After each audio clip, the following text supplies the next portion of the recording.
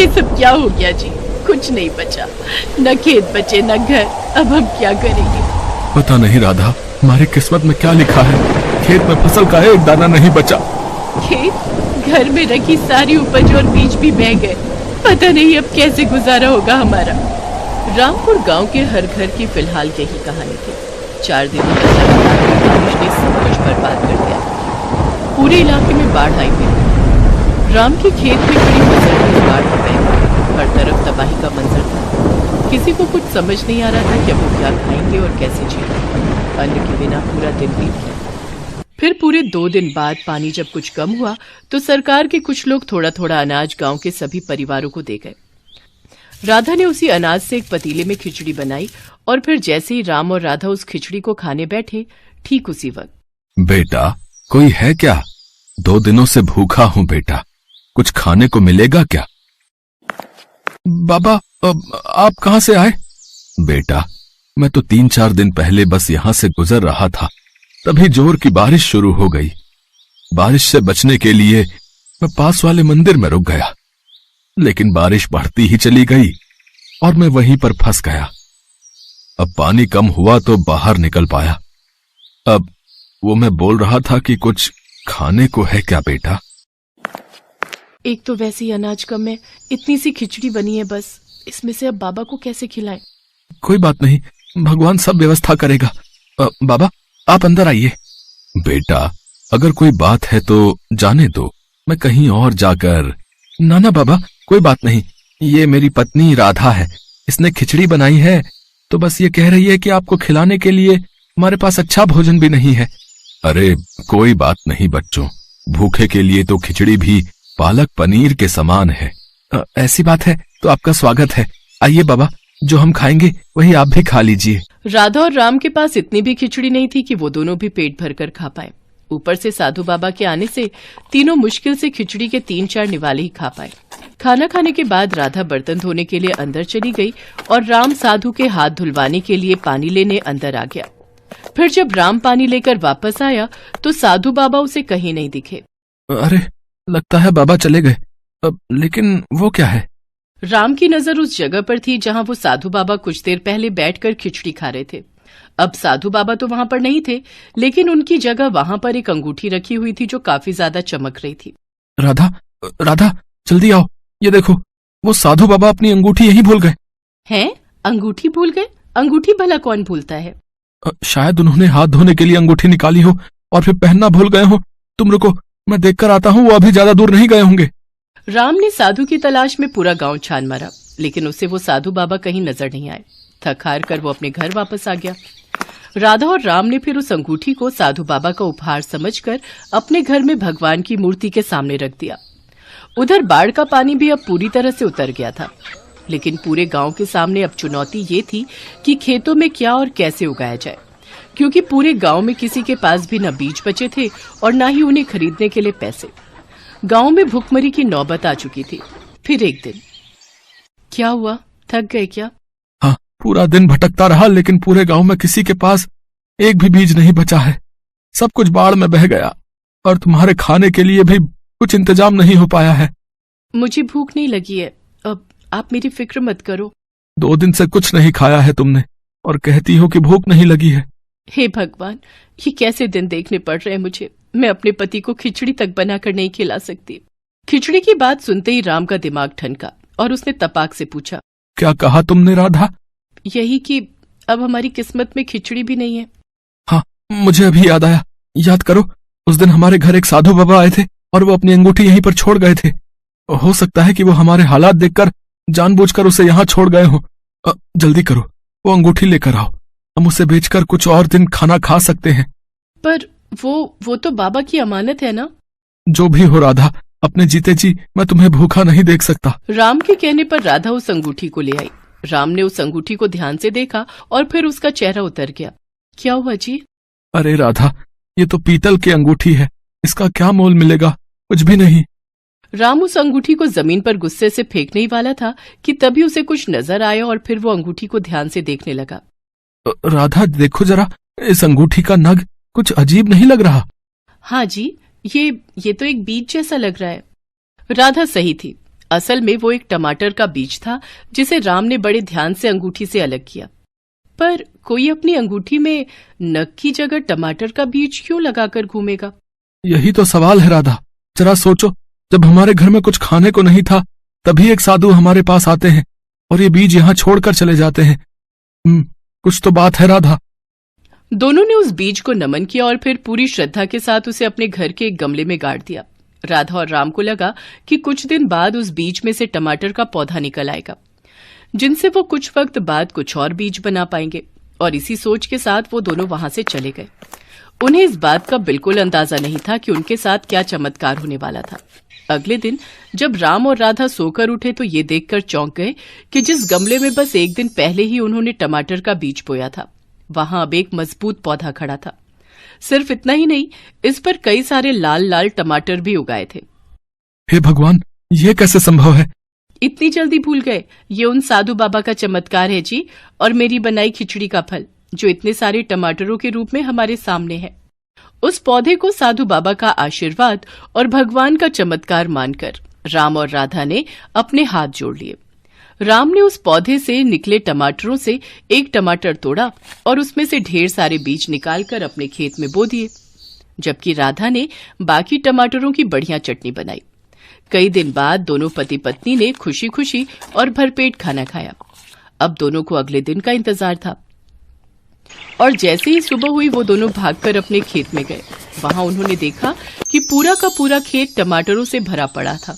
इतने सारे टमाटर देखकर दोनों खुशी से उछल पड़े। तभी वहां गांव के सरपंच आ गए। अरे भाई राम, अरे ये चमत्कार कैसे हुआ भाई? कल तक तो तुम्हारा खेत भी हम सबके खेतों की तरह ही वीरान पड़ा था, फिर ये टमाटर की फसल एक ही दिन में कैसे उग गई भाई? ये जादुई टमाटर है सरपंच जी। अब आप बिल्कुल चिंता मत करिए, अब हमारे गांव में कोई भी भूखा नहीं रहेगा।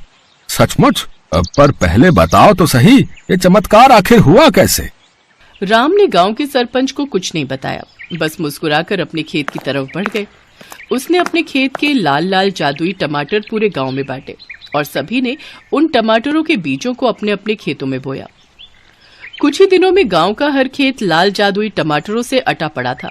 अब तो ट्रक के ट्रक गांव आते और यहाँ के खास टमाटरों के बदले गांव के किसानों को बढ़िया दाम देकर जाते। कुछ ही दिनों में पूरे गांव की तस्वीर बदल गई। राधा और राम की भी काया पलट हो चुकी थी, लेकिन इन सब के बावजूद उन दोनों ने दूसरों की मदद करना नहीं छोड़ा था।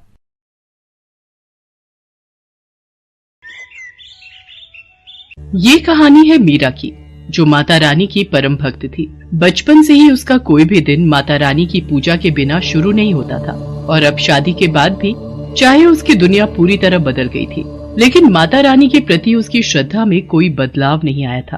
जय अम्बे गौरी मैया, जय श्यामा गौरी, तुमको निस दिन ध्यावत, मैया जी को निस दिन ध्यावत, शिव ब्रह्मा ओम जय अम्बे गौरी। मीरा, ओ मीरा, मुझे खेत जाना है, जल्दी से कुछ खाने को दे दो।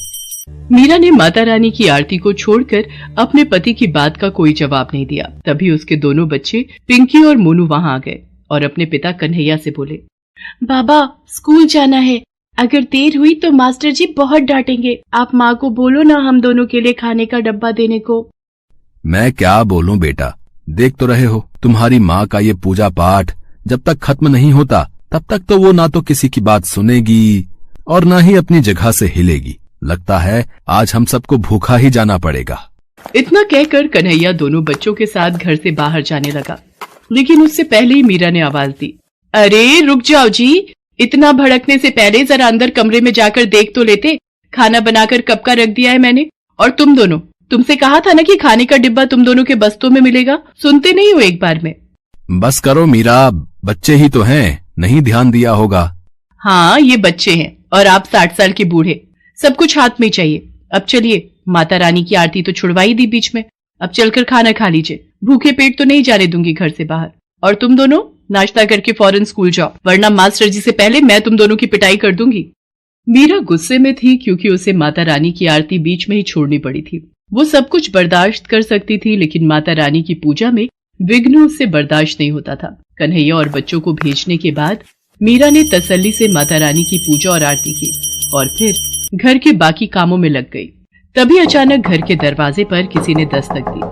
अरे राजेश्वर भैया, पिंकी के बाबा तो खेत गए हैं। हाँ भाभी, मैं खेत से ही आ रहा हूँ। वो कन्हैया, उसे सांप ने काट लिया भाभी। पता नहीं कहाँ से आ गया खेत में, एकदम काला और बड़ा सांप था। ये क्या कह रहे हो भैया? पिंकी के बाबा ठीक तो है? कहाँ है वो? सब लोग उसे अस्पताल लेकर गए हैं और मैं आपको खबर करने चला आया। आप जल्दी से मेरे साथ चलो। मीरा ने फौरन जाकर माता रानी के सामने से चरणामृत उठाया और भागी भागी अस्पताल पहुंची, लेकिन तब तक बहुत देर हो चुकी थी। डॉक्टर साहब, मुझे मेरे पति के पास ले चलिए।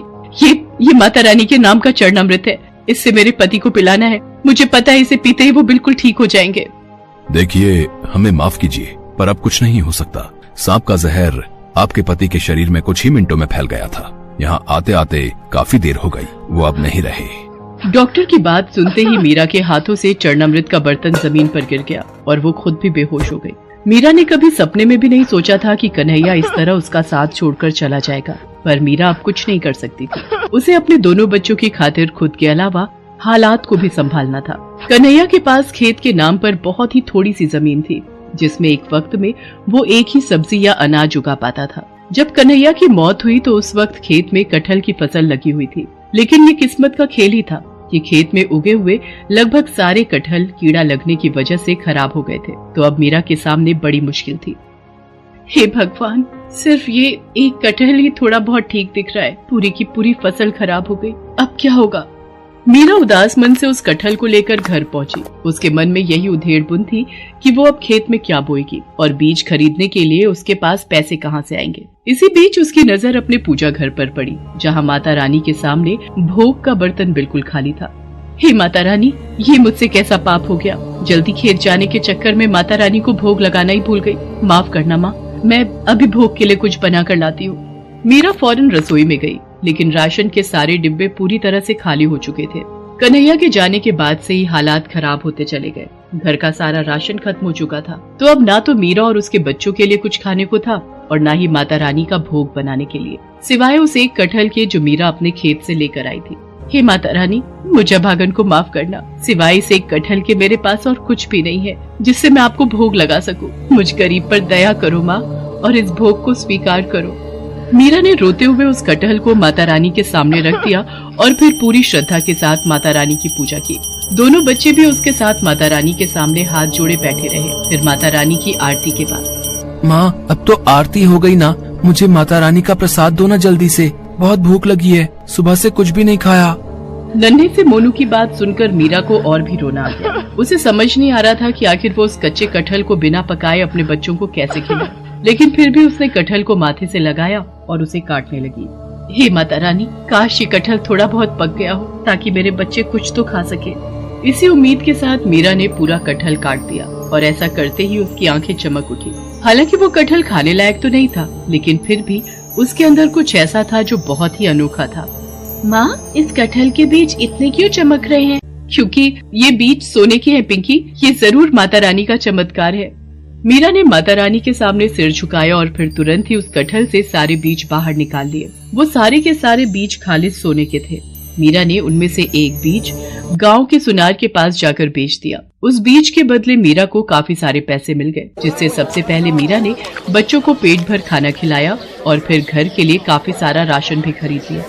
माँ, माता रानी ने सब ठीक कर दिया ना? अब तो हमारे पास इतने सारे सोने के बीज हैं, तो हमें कभी कोई परेशानी नहीं होगी। अब तो हम बिना कुछ किए ही हमेशा खाना खा सकते हैं, है ना? नहीं बेटा, भले ही माता रानी का आशीर्वाद हमारे साथ है, पर हमें मेहनत का साथ नहीं छोड़ना चाहिए। मीरा जानती थी कि उसे उन सोने के बीजों का क्या करना है। उसने अगले ही दिन जाकर सबसे पहले अपना पूरा खेत साफ किया और फिर वो सारे सोने के बीज उस खेत की मिट्टी में बो दिए और देखते ही देखते कुछ ही दिनों में वहाँ कटहल के नए पेड़ उगाए। मीरा ने उन सभी पेड़ों का बहुत अच्छे से ख्याल रखा और फिर कुछ ही दिनों बाद उन सभी पेड़ों पर काफी बड़े बड़े कटहल भी उगने लगे। पिंकी, ले बेटा, फिलहाल ये कटहल खाने लायक हो गया है, इसे अलग ले जाकर रख दे, शाम को घर ले जाएंगे। माँ, एक बात तो बताओ, ये सारे पेड़ तो उन्हीं सोने के बीजों से उगे हैं ना, तो क्या इन सारे कटहलों में भी सोने के बीज निकलेंगे? हाँ बेटा, माता रानी का आशीर्वाद रहा तो ऐसा जरूर हो सकता है। मीरा की बात सुनकर पिंकी बहुत खुश हो गई, लेकिन पास ही खड़े गांव के मुखिया के कान एकदम से खड़े हो गए। अच्छा, तो ये बात है। तभी मैं सोचूं कि ये कन्हैया की लुगाई के पास खेती करने के पैसे आए कहाँ से। जरूर ये कोई जादू का चक्कर है। लेकिन जो भी हो, बात सोने की है तो मुझे कुछ तो करना ही पड़ेगा। मुखिया एक नंबर का लालची आदमी था। वो सारा दिन मीरा के खेत के आसपास ही मंडराता रहा और फिर शाम के वक्त जैसे ही मीरा खेत से घर गई तो मुखिया ने अपने कुछ आदमियों के साथ मिलकर मीरा के खेत से सारे कटहल चुरा लिए और उन सबको अपने घर लेकर आ गया। मुखिया ने अपने घर के सभी सदस्यों को उन कटहलों को काटने में लगा दिया, लेकिन उनमें से एक भी कटहल में सोने का नामो निशान नहीं था। दूसरी तरफ मीरा जो एक कटहल अपने घर लेकर गई थी, उसे उसने पहले की तरह ही सबसे पहले माता रानी को भोग लगाया और फिर पिंकी ने उसे काटा। माँ देखो देखो माँ, इस कटहल में भी सोने के बीज है। पिंकी की बात एकदम सही थी। एक ही खेत से निकले कटहलों में आया ये अंतर कुछ और नहीं बल्कि इंसान की अलग अलग फितरत का नतीजा था। मुखिया लालची था, उसे किसी तरह बस सोना चाहिए था, इसीलिए उसे कुछ नहीं मिला। जबकि मीरा मेहनती होने के साथ साथ माता रानी की भक्त भी थी, जिसका फल उसे ऐसे ही कटहलों के रूप में आगे भी मिलता रहा।